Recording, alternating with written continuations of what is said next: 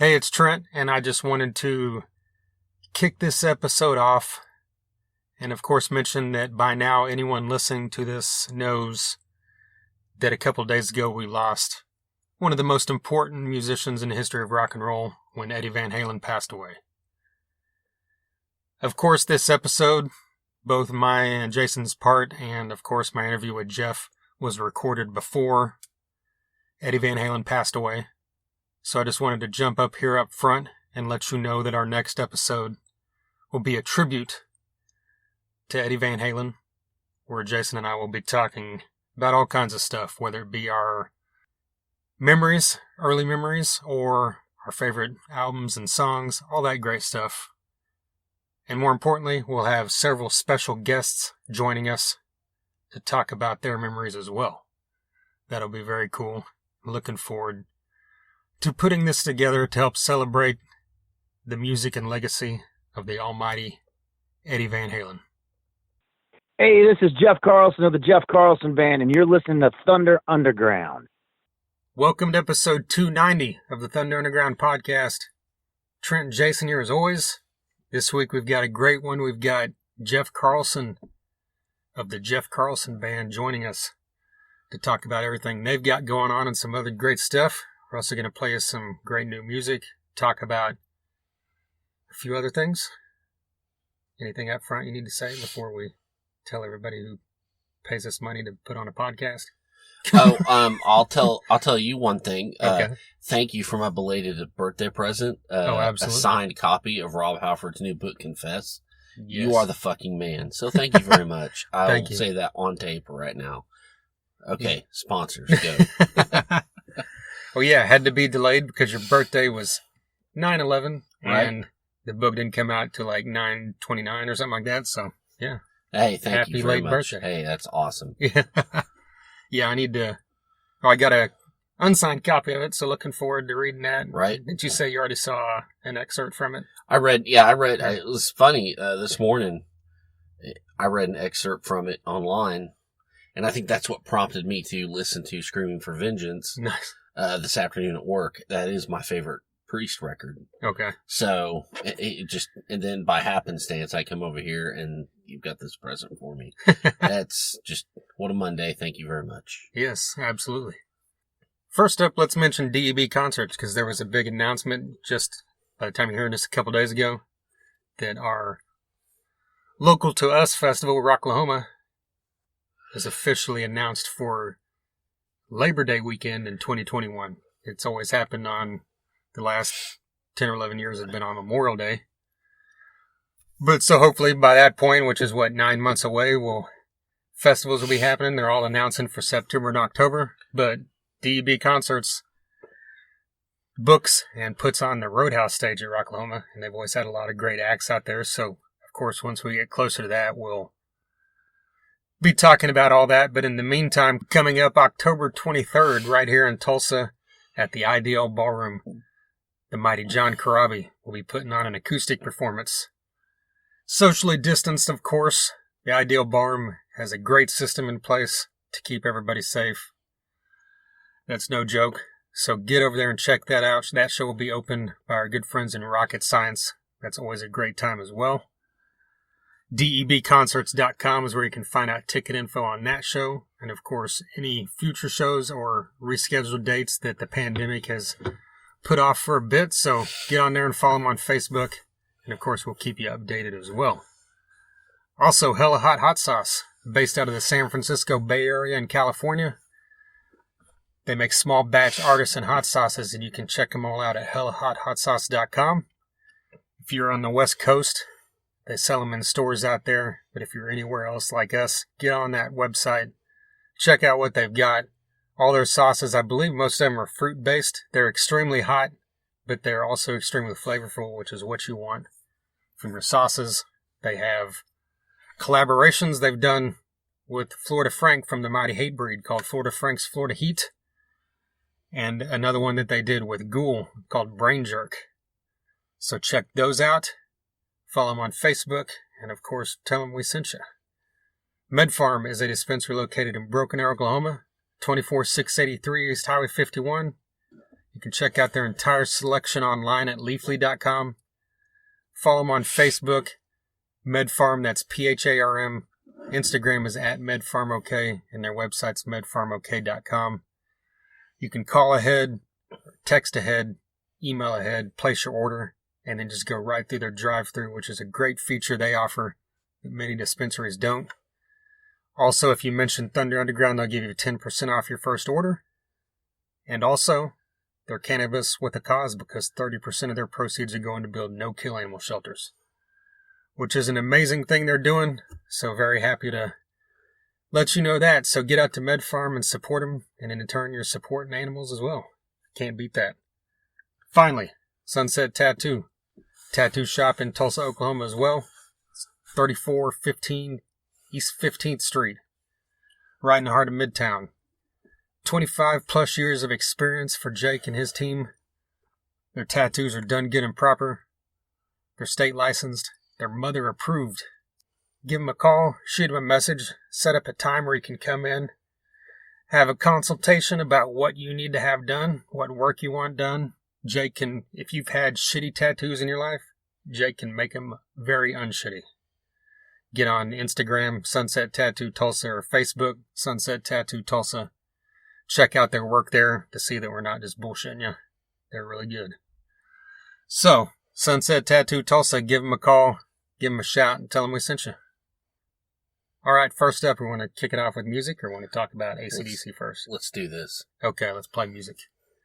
We're going to play some music from the Mitch Perry Group, which of course features the mighty Mitch Perry on guitar. He was on this podcast a while back. We'll talk about this when we get back, but this song is called Saint Valentine. Happy ain't a word that it used to describe my time. Till I settled down and didn't waste it all just trying. Then it all fell into place. You could tell by the look on my face. I had everything I needed and I didn't need no more than that. Oh no, here we go round again.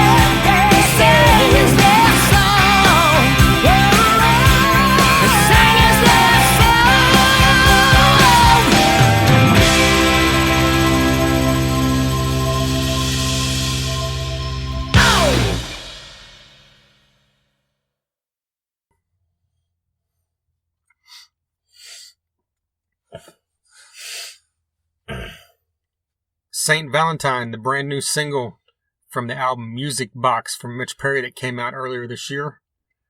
We talked about that whole album with him when he was on the podcast earlier this year as well. That was episode 261, so check that out. I know that when we previewed this song to check it out, Jason mentioned that he thought he could probably play the solo better than Mitch Perry, but hey, I'm not going to argue with you if that's what you think. That's fucked up. I never said that. Okay, and you're trying to get me in trouble already. Okay, good. How dare you, sir? No, I think most people know Mitch Perry. It's definitely on that list of greatest guitarist in the world. Oh, man. You could literally put, if you were like, what's the greatest 20, 30, 50 guitarist of all time? His name's going to be on the list. Oh, yeah. That guy can play guitar like a motherfucker. And again, how dare you? I don't claim to be better than anybody. I tell you what, you're better than me. From frets 0 to 3, I'm a motherfucker. I'm talented as shit. You can't touch me. But past that, there's just no, there's nothing going on. I'm dead in the water. So that is not what Mitch Perry's about, though. Mitch Perry is a gymnast of the fretboard. That's right. And this song is great. Good old time rock and roll. They're channeling the Stones. Great raspy kind of singing. Great tune. I'm glad we could play it today. Absolutely. Very blues-based rock. Very, like you said, Stonesy, classic sounding. Hey, speaking of Stones, they got a cover of Jumpin' Jack Flash on the album as well. Right. 9 tracks, Music Box. Check it out. It kind of spans the gamut of everything from your ballads to your hard rock to your bluesy rock and funk and everything in between. It's a great band they've put together of amazing musicians. So check out episode 261 as well with Mitch Perry. And give that album a listen and follow him on Facebook. Well, you said that you're a master of the first 3 frets. The basic kind of stuff's what you're saying. So do you think you could get on stage and play the Malcolm Young parts? No, because Malcolm Young is on a different fucking level. Yeah. Say what you will. The most simple yet greatest simple guitarist of all time. In his simplicity. Is it even simplicity? In his simplicity is where you find his genius. Yeah. I think. I don't know that even Steve Vai could touch. You think what Malcolm Young did on the guitar? Really? I mean, when you think about it in that way, Malcolm Young is like the Steve Vai rhythm guitar. There you go. That's the goddamn truth. Yeah. That's the best way I know how to put it. Yeah. So, and I think that even dudes like Steve Vai and Satriani, and Petrucci and all those wizards would probably agree with that statement. Yeah. Well, that's the greatness of AC/DC is that Phil Rudd is the same way on drums. Right. Like the perfect, just like simplicity that a lot of people couldn't really pull off. And then like Cliff Williams as well. Yeah. It's like you can't just plug someone in there on bass and say, here, play this. It's going to sound good. Anyway, I bring all that up because like we talked about last week, AC/DC started teasing stuff. And right after we recorded our episode, they released the clip and announced everybody's back. That it has been there. And, of course, Stevie Young's still there to replace the mighty Malcolm. They've announced it. And then they announced just recently that Shot in the Dark will come out this Wednesday. So This episode will be out around that time. So by the time you're hearing this, the song will probably be out. So if you didn't know, the new AC/DC song Shot in the Dark is available. In the clip so far, it's awesome. Yeah. AC/DC Watch 2020, it's on, and I can't wait. Right? I mean, it's never a bad time. Yeah. And with all this ramping up, I would imagine that the full album was probably going to be here by November or December. Right. It would have to be. I assume that once the single's out, we'll get that announcement shortly thereafter. Because this thing's been done a bit for a while, I'm sure. And AC/DC, like we mentioned before, is one of those bands that rarely ever even says anything. Yeah. Well, I just saw this afternoon on Blabbermouth, the engineer, Mark Frazier, I don't know, something Frazier. I think it's Mike. Mike Frazier, I'm pretty sure. He did an interview and he talked about it, and it's been done for like 2 years. 2 years? It's just, they wanted to get the jump on this sooner, but then the pandemic happened. Yeah. And so now it's, instead of a year turned into 2 years. he mentioned he was contacted about doing stuff and said, yes, I'm in. And they said, okay, show up here on this day. And they didn't say anything to him. Other than show up? Yeah, he didn't know who was going to be in the band. He didn't know if Brian was going to be there, Cliff, Phil, whatever. He had no clue. Wow. And so he showed up, and the techs were there putting stuff together, and they're like, hey, man, how you doing?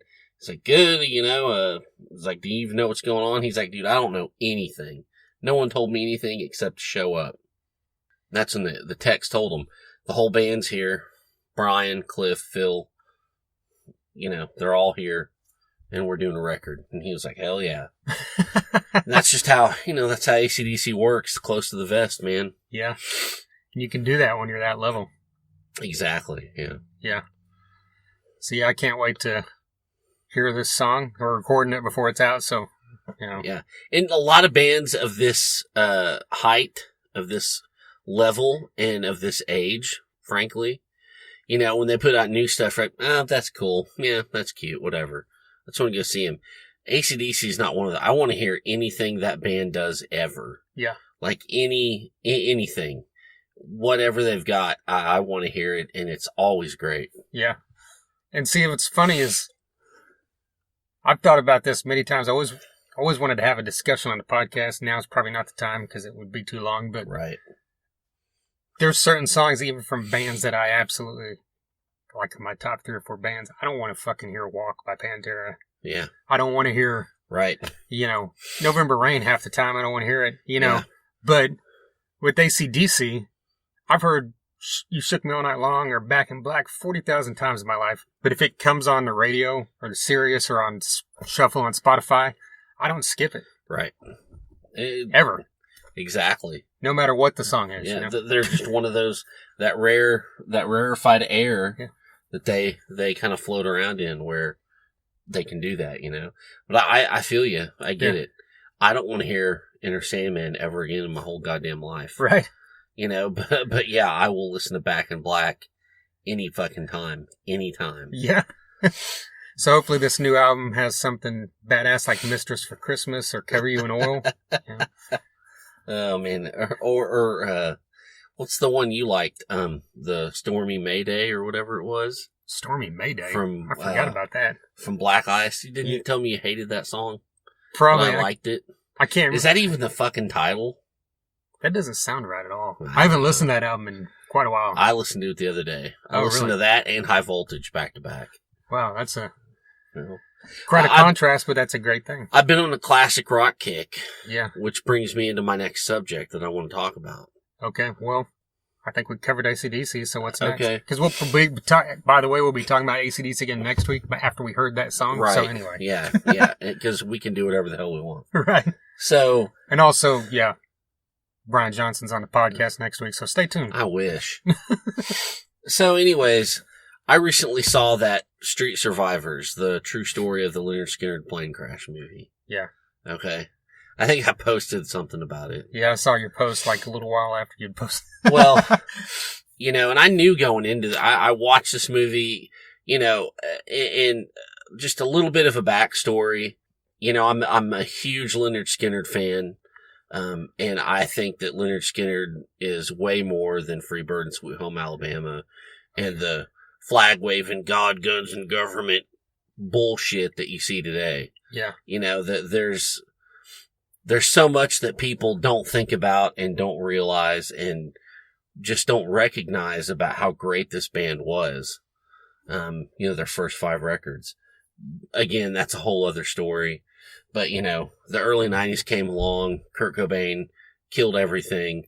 So instead of jumping on the alternative train, I went back and checked out my influences. And Right. Leonard Skinner was a band I really took to.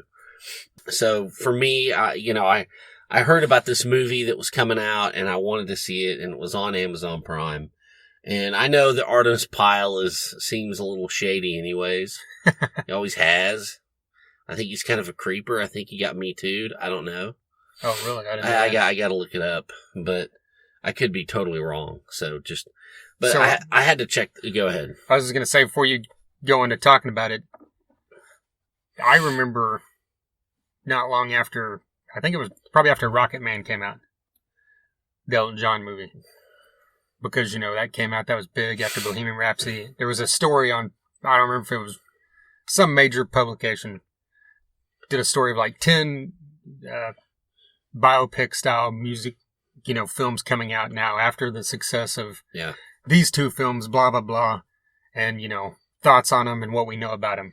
And one of them was this, and it said that the families of everybody else, was like trying to stop this from coming out. Oh yeah, that's all I knew about it. They tried to stop it from coming out because I guess what they all had a pact in '77 when this wreck happened, when the plane crash happened. We will never do anything to like capitalize on this. Oh really? We're not going to exploit this. That's the pact. So like basically no sensationalizing it with movies and or I books. guess they thought, that's what Artemis Pyle's doing. Okay. And, he just happened to be a couple days, and I think that's why I wanted to go ahead and look this up, is I heard he was going to be on Eddie Trunk talking about it. And I'm like, well, I want to watch this movie. And he was right out of the gate. Right out of the gate. So, Artemis, let's talk about this movie. The first thing that came out of his mouth were, Van Zant's widow, Gary Rossington, they're snakes. Their lawyers are snakes. Blood sucking, whatever. Try to stop me from telling my story. He fucking went off. Wow. So there's that side to it. So think of that what you will. Look up the interviews, whatever. But this film was done on a very, very small budget. And, there's a big court battle, but they won. He won, and he got to release his film. Long story short. So there's a court battle from the estates trying to stop him? Yeah. Okay. And, but the budget was very small, $1.4 million. There was all unknowns pretty much. And sorry, it was just kind of corny. The acting and, whatever.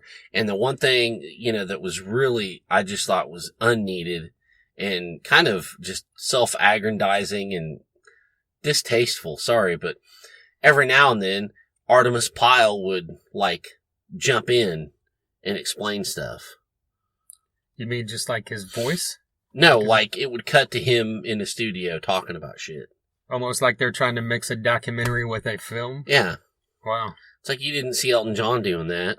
Yeah. You didn't see Brian May cutting in the middle of fucking Bohemian Rhapsody. Well, you didn't need to, because those stories tell themselves with great acting as well. Well, so I don't know. Are you saying this? It was just weird to me. And then is this like on the VH1 Def Leppard level of acting, or what? Well, it's a little higher than that, but not much. Okay. But and even at the end, it had a whole thing with Artemis Pyle playing the drums and signing autographs, and it was weird, dude. It was fucking weird. I don't know. Make of that what you will, but did it seem like the story was accurate? Well, yeah, because I looked up the real story, and that's one thing. It's it focuses on Artemis Pyle because he's the one guy that got away and went and crawled through the creeks and mud and barbed wire to get help, and that really happened. Yeah. So yeah, good on him. I get that. Yeah. And the actual scene of the plane crash, I guess it had mostly be CGI, but it was impressive. Okay. But everything else around it was just a little corny, just a little, I don't know. So. Well, also compounding on that, when you made the post, one of the comments was from our buddy Travis Davis, and he said, "Is it really any worse than Gary Rossington dragging the band on for decades?" Well, and that's what's why when I saw that, I said, "Well, that's a good point." Yeah. So it's kind of like, okay, we're even. Yeah. Because I think there's a point, and Travis is right. There's a point where, okay, there's only one dude left, and it's me, and this is fucking stupid. Yeah. So it really it doesn't matter. It doesn't matter at all. Yeah. So yeah. I saw them live again last year at Exo 111. They still sound great. Well, yeah, because they've been playing together forever. So yeah, because they're all a bunch of 50-year-olds, and then Gary Rossington. Yeah. And that's That's where we're at. Yeah. They've all died except for Artemis and Gary. Yeah. You know, really. So, anyways, that was my take on that. All right. So, just want to talk about that because, it sent me on a huge Skinner kick, and I love that fucking band. And the musicianship, the riffs are way more than Southern rock, and they're way more than the two huge songs, So, there you go. What's the greatest Skinner cover ever, you think? Metallica, Tuesday's Gone? Cover? No.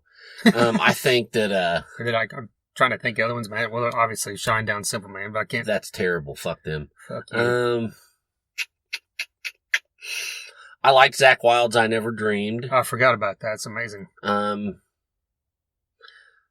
I don't know. There's got to be more out there. I'm not. I don't know. I'd have to dig into that. But I will tell you, my favorite Lynyrd Skynyrd song is Working for MCA. Oh, really? So Yeah, that fucking riff, Well, both Here Tesla. comes Leon Wilkeson with the scream. Oh, yeah. Remember both Tesla and the new band BPMD covered Saturday Night Special. That was great. God, that's a good song, too. Yeah. Man, I don't know, man. Yeah. I don't know. I know your favorite cover is when Kid Rock did that with,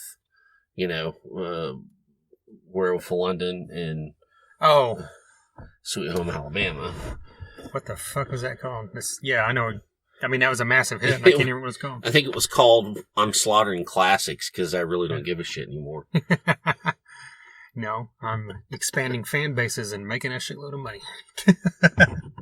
Well, we talked some Skynyrd and some AC/DC, and speaking of, legendary classic rock, our guest here has a band that has a good sensibility into that world. Your melodic rock and your classic rock kind of stuff. Definitely. Jeff Carlson Band, the vocalist, of course, Jeff Carlson, joined us here on this podcast. Earlier this year, they released a cover of Foreigner's classic Jukebox Hero. And not only that, it features Frank Hannon of Tesla on guitar, I believe on a solo. If you know me or you've listened to this podcast, Jason's a huge fan as well, but Tesla's been one of my favorite bands since I was young. Definitely. And seen him nearly 30 times. Seen Frank on his own a few times, but above all else, he's been on this podcast twice. So definitely check those out if you're a fan of Tesla, which if you're not, F off. I assume that Jeff Carlson's not going to care about me saying that because he's also played shows and sang for Frank Hannon. So he would agree, I would believe. So. Nice. Yeah. Nice, Trent. Way to go. I'm just trying to back myself up for Way to saying alienate some for of saying our F audience. off, yeah. Maybe if somebody just doesn't like Tesla. Yeah. Kind of like I don't like Scorpions. That's right. You just alienated them. That's a good point because, you're a good person, but you have bad taste sometimes when it comes to Scorpions and Rammstein, and you just dislike Germans as a whole except for Accept, and I guess you like me sometimes, but... Oh my God. Well, see, the Scorpions suck ass because their singer blows ass, and they have naked 13-year-old girls on their album covers. But whatever, we can just keep going. Hey, but they're not racist like the singer for your favorite band, so... Oh man, hey, he was a young man then. He's true. Evolved. That's true. I don't know. There's so many hypocrisies in rock and roll. Right. None of us are innocent. I just say that just to fucking get a rise out of you. I know. But it is true, fuck Scorpions. But anyways, we'd be here all day trying to justify all the rock and roll hypocrisies. So there's no point in it. That's right. Just put on your fucking records and go. Yeah. So, Jeff Carlson, if you're a Scorpions fan, ignore Jason over here. Because I love him. Ignore me anyways. I don't know anything. Whatever. But yeah, of course, Jeff Carlson Band has some other great music, some great music coming. We talk about all that here in this interview. It's a pretty good one. So let's just jump into it. Here's Jeff Carlson.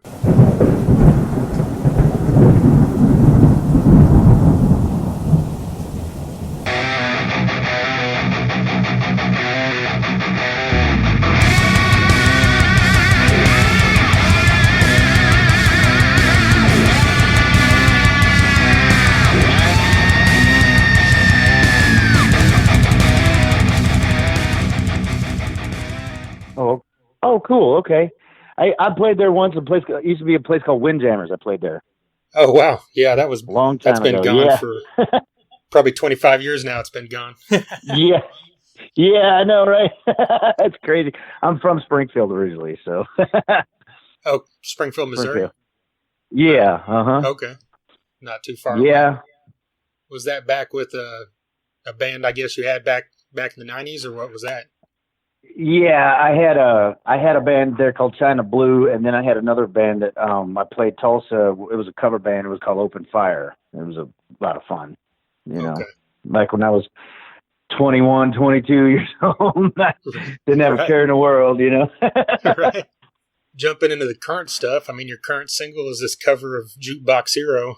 Like, talk about the decision to record that song. Yeah, sure. It came about. Well, when I was a kid, my dad used to play it, you know, when Foreigner 4 came out. I think I was like 9 years old or whatever when that came out. And he always said it reminded him of me, and he passed this year. So I kind of did it as a dedication to him, you know. So, and I always wanted to do, and plus, you know, it just, I don't know, the words kind of fit where my heart's always been as far as a musician and trying to, you know, make music my life, you know. And I got Frank Hannon on it. He's a buddy of mine. We did a gig together up in Sacramento last year, and I was like, "Hey man, I'm getting ready to record this Foreigner remake. You want to play on it?" He's like, "Yeah, send me the track." So he did. So yeah, it was an honor to have him, man. It was really cool. Were you guys opening for Frank Hannon Band, or were you like playing with him? Well, that's how I originally. Well, yeah, no, I actually sang a whole set of Tesla with him at a private party. But before that, my band had opened for him. That's how I met him in Tucson, where I used to live in Tucson, Arizona. We had opened for him out there, and I got up and sang Modern Day Cowboy with him. And ever since then, it was like 2010 when that happened. And ever since then, him and I have been, you know, close off and on, you know, and just when stuff opens up, when Tesla's not doing anything and he needs a singer, he calls me to come in and, you know, it's usually for Tesla songs, usually, you know, I mean, I don't know. We just have a real good chemistry on stage together, man. Is that kind of intimidating, stepping on stage with someone like that and playing their songs? It was at first, but after you get to know them, they're just regular guys like we are, man, you know, Yeah. and it's a lot of fun more than anything. Right. You know, I mean, you do have to be on your toes because they're so talented, so there's no room for error, you know, but it's a lot of fun though, you know, I mean, it's all, you know, a lot of it's attitude, how you look at it, you know, I mean, I try to be as humble as I possibly can. And, you know, the fact that Frank thinks enough of me to even, you know, want to do anything is a huge, huge honor to me. You know, I mean, he's amazing. Yeah. So, yeah. Well, since you're the one singing those songs, did he ever give you like an opportunity to throw some ideas for the set list or anything? Yeah, yes and no. I mean, we gotta pace yourself, you know. I mean, I'm sure he does the same thing with Tesla. You know, I don't think Jeff Keith comes right out of, not now he doesn't, but back in the day he did. But, you know, you can't basically blow your throat out in 2 songs, you know. Right. So you got to kind of learn to pace yourself. And a lot of it is the key that the songs are in will run one into another kind of thing. You know, for instance, Modern Day Cowboy is an A, and so is Little Susie. So you can run those 2 songs together, you know, things like that. Right. So, you know, but yeah, him and I are still pretty tight, and we're, you know, I mean, during the whole COVID thing, I feel bad, man. We're all in the same boat because as much as I'd love to tour and play, it ain't happening right now. And neither are they, and they depend on that for their bread and butter. So I can only imagine how stir crazy those guys are going right now. You know, all the bands, not just Tesla, but everybody, you know, I mean, so, but at least we're using this time to write a new record and really do the detail work on it to where our new year, and once it's done, it's gonna be really well done because we've taken the time to really detail each song. Okay. What's your guys' writing process like? Is it all of you working together, or are you like the chief songwriter? How does that work? Well, basically what happens is Robbie Wolf, my lead guitar player, and we sit down and for the style of music we do, it has to be crafted around the melody to push the direction of the song. So he's also a singer. He had a band in the 80s called Holy Soldier. Him and my bass player, Corey Kay, they're from, Robbie's from Palos Verdes, California, which is, they were like right under Stryper at that time. Okay. So, he used to be a lead singer, but now he's a lead guitar player. So now, him and I together basically will outline the song, and he's really good at harmonies, almost like a Bon Jovi, Richie Sambora type vibe, vocally, and which is a really, really good thing as far as our style of music goes. And basically, once him and I get the outline of the song, we basically take it into the other two, Corey and our new drummer Todd, and recording. So yeah, that's how we work together on it. Okay. Do you ever write like lyrics and that kind of thing beforehand, or does that always easy? Well, yeah. Well, it depends on the song, but 98% of the time I write all the lyrics. We got a new song that Robbie just wrote called American Dream that we're reworking, that him and I rewrote the melody on it, but he had the lyrics already written and they're perfect for what's going on in today. So, yeah. Well, it's been about a year since the EP came out. Like, how do you think these songs compared to those 5 songs? Well, I'll tell you, there's a lot more depth in these songs. I was real happy with how the EP came out. I thought it came out pretty good. Yeah. But as far as dynamics and actual songwriting and everything, I think these songs have a lot more to say lyrically, and they have a lot more depth musically. So I think, it'll be a lot of, I'll be proud of it. I mean, at the end of the day, that's all anybody can really ask, is to be proud of what you've done, and if people like it, that's a bonus, Right. As far as I'm concerned. Well, you said, like, you guys have been writing, like, as far as the pandemic goes, like, how far did that slow down the process for you guys? Are you all in the same area where you could get together and work on stuff? Yeah, absolutely. We're all here in Las Vegas. We just live in different parts of the city, but yeah. Okay. I've got everything set up in my house to where they all just drive in and we rehearse at my house and get things tight. Todd, our drummer, he's got one of those electronic kits, those like triggered, but that way we can control the volume a little bit so it's not on 10. So yeah, but yeah, it hasn't slowed us down as far as that goes, thank God. Okay. Have you already started the recording process, or you're still in the writing phase? Not yet. Okay. We're still in the writing phase. We've got about 2 songs to go, and we're gonna do another cover, but I can't say what it is just yet. But we've got a confirmation where Oz Fox from Stryper is going to play the lead guitar on it, like I did with Frank, kind of thing. Okay. Yeah. So. If you can't say the song, is it from the same era as Foreigner? Oh yeah, Okay. yeah, exactly, yeah. Okay. Yeah. So do you record do you record at your place? Do you have a studio and everything set up? Yeah. Okay. Yeah. Well, what it is my lead guitar player Robbie, his son Brandon, he's out in LA and he does a lot of movie scores, not movie, but like video game scores and things like that. A lot of bands pay him to record. He's got a portable studio that's really killer. So he just brings it out to my house and we just track at my house. Okay. That way we can get the basic tracks and get the vocals and everything, detailed in. Right. So it works for us, Yeah.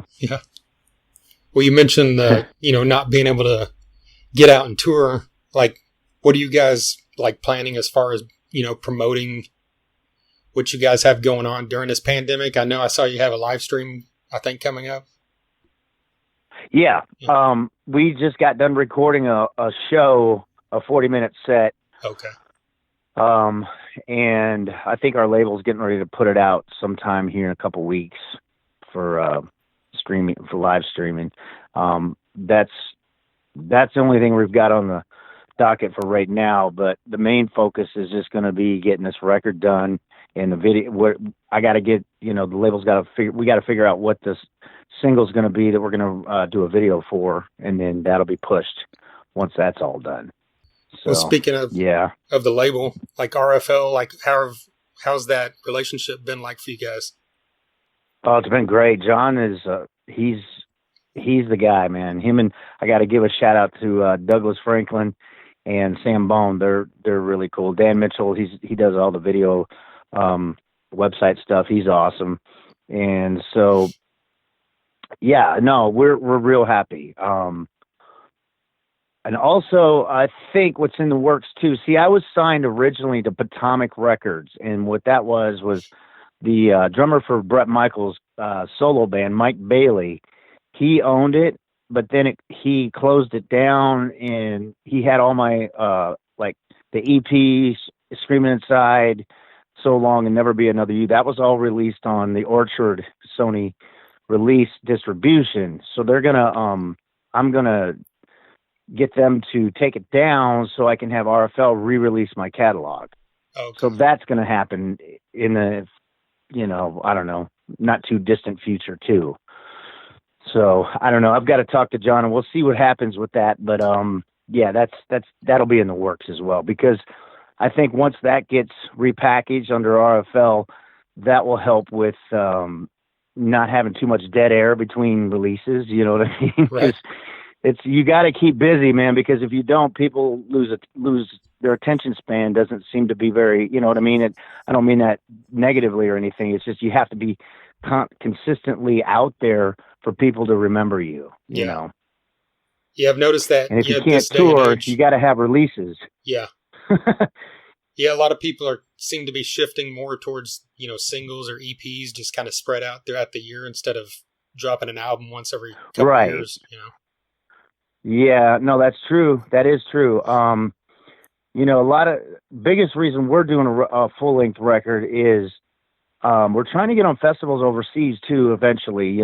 So a lot of those bands, like the Frontier bands and the bands that are on Frontiers, and a lot of those bands, they'll put out full length records, and they want to see these festivals want to see a band with a full length record to promote for this festivals, so that's what I was told. So I guess we'll see what happens with that. I don't know, but either way, I hear what you're saying, and that's the way I was doing it. So, we'll try it both ways and we'll see what happens with it. Tesla just did a full record of Shock, and, I don't know, for a long time, I think those guys were against doing a full record just because everybody's doing singles now. It's like, why put all this money into something if it's not going to do anything? You know what I mean? But they're on a whole nother level. I don't mean just them. It's just, just the industry in the way it is now, Well, yeah, speaking of that, we had, Frank Hannon on the podcast a couple times, and he mentioned about Shock that they weren't even planning on doing an album at all until Phil Collin kind of talked him into it and said he'd produce the whole thing. Exactly. Yeah. Him and Brian Wheat did. Yeah. And that's exactly what my point. That's what I was getting at, so. As far as being a musician, like, have you always played guitar and been a vocalist, or did one of those come first? Well, I started guitar first when I was a kid. I grew up in the 70s. So, I got to see a lot of amazing shows. My mom took me to see Kiss when I was 4 on a live tour. And then I got to meet Jim Dandy, the lead singer of Black Oak, Arkansas. And that made a huge impression on me. And ever since that time, I always wanted to be in music. So I saw, who was it? REO Speedwagon when I was like 11 in front of like 80,000 people in Memphis at Liberty Bowl Stadium. And Gary Richrath, their original guitar player, was always a hero of mine. So I always wanted to play guitar like him. And that's one reason I have a Sunburst Les Paul, because that's what he played, Okay. But, I saw Ozzy that same year, 2 weeks after Randy Rhoads died. And it was Brad Gillis on guitar. Man, it was just all those guitar heroes made a huge impact on me. So I started guitar at age 11, and then I started singing at age 14. Okay. After I saw Bon Jovi, and when I'm going to be that guy, you know, Yeah. back then. Well, Kiss was another huge influence on me, you know, Paul Stanley. yeah. He was a great front man, you know. Yeah. Did you have any like formal lessons or anything, or were you kind of self-taught on both aspects? I had about 2 or 3 guitar lessons, enough to learn the basic chords. First song I ever learned was Stairway to Heaven on acoustic, and it just kind of grew from there. And then vocally, I've had about 2 vocal lessons, enough to teach me how to, you know, warm up, how to do scales, and how to breathe right. And other than that, I've just, you know, been plugging away at it, man. It's just, you know, for me, I get better by repetition, you know, so that's how it works for me. You know, some people can just do it naturally. I was never lucky enough to be that talented, or I didn't think so anyway. So I always have to really put the time in to rehearse, you know, so that's where it's at for me. Do you, like, especially now whenever live shows aren't happening, do you do you rehearse just on your own, or how do you keep your voice strong? Oh, yeah. Throughout times like this? Oh yeah. I rehearse, well, the band usually rehearses twice a week. So that's Okay. enough for me to keep loose and, you know, keep my chops up and just, you know, maintain. So yeah, I mean, that helps. Like you mentioned, So, you know, Kiss and Bon Jovi and Black Oak, Arkansas, like, is there any other musicians that like really made you want to like do this for a living outside of them and REO Speedwagon? Randy Rhoads, yeah, Okay. he was amazing. And, you know, when I was a kid, man, I was 14 years old, and my dad, he would take me, I mean, I don't recommend this. It doesn't sound like, you know, good parenting 101, but he did take me into bars. I had a buddy of mine I went to high school with, I think I was a freshman, and his uncle was a singer in a local cover band there in West Plains, Missouri, where I grew up. And they had a band that I'd go sit in with, and that made a huge impression on me. So, I was, you know, 14 years old playing Rock of Ages and Don't Tell Me You Love Me and New Girl Now, you know, from Honeymoon Suite with these, you know, 30-plus-year-old guys. So, I mean, that was huge to me, man. I mean, and if Mike Carroll, if you're listening, this is for you, bro. He was one of my heroes when I was growing up, you know. Nice. That's, you know, I was there for the music. I wasn't there to party when I was a kid. You know, I was too young, obviously. But it was cool playing with these guys because they were so good, you know. And I always try to surround myself with musicians who can push me, you know. Right. Out of curiosity, speaking of Bon Jovi, what's your favorite Bon Jovi album?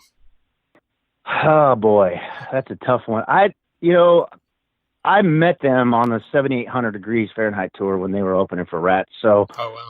that's up there. The first album's good. I really like, believe it or not, what's that one? These Days. I think that's a killer record. Oh, yeah. Yeah, Same here. and Keep the Faith was okay. But New Jersey, it was good. I saw them on that tour too with Skid Row. That was amazing. They were on top of the world. I mean, they were it back then. Yeah. Slippery got overplayed, so I don't really, you know, there's a couple of songs on Slippery, the ones that weren't hits that I don't mind, you know. I mean, I like Let It Rock. That's kind of cool.